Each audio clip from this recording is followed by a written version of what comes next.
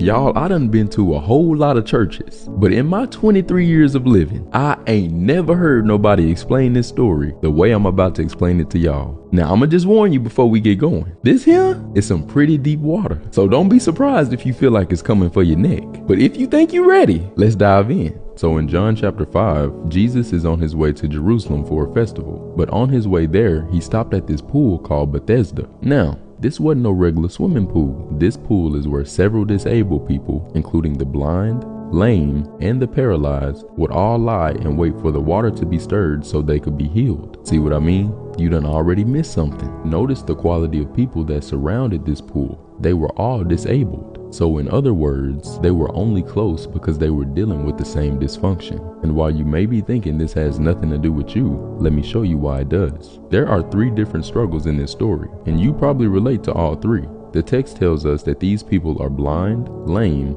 or paralyzed. So let me break this down for you. There is a group of people who are really close, but only because they either blind, meaning they don't have a vision for where they're going, they lame, meaning they haven't been the same since they got hurt, or they paralyzed, meaning in some area of their life they have been living in a state of stagnation without any evidence of progression. See, y'all finna make me cut up, but what's my point here? My point is, this is exactly how some of your friendships are. You're not actually friends with them. You just struggle with the same sin, but you call them family because you see familiar. And just like these disabled people, you've been struggling with it so long, you've now created a community that's content with complacency.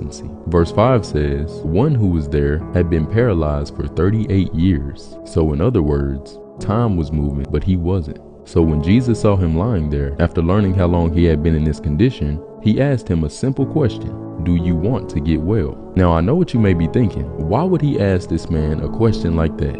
Like, of course he wants to get well, or does he? See, Jesus asked this question for a reason, and it wasn't just to hear this man's projection. It was also to show you a self-reflection. Here's what I mean. Jesus was speaking to a person who had been in the same place for so long, it seemed as though he had become comfortable in his condition. And although God wants what's best for you, he won't force what's best on you. Now watch how the man responds. He says, "Sir, I have no one to help me into the pool when the water is stirred. When I'm trying to get in, someone goes down ahead of me." Now why is that important? Because you got to remember, God is an all-knowing God. So when he asks a question, it's not for him to find the answer. It's for you to discover the problem.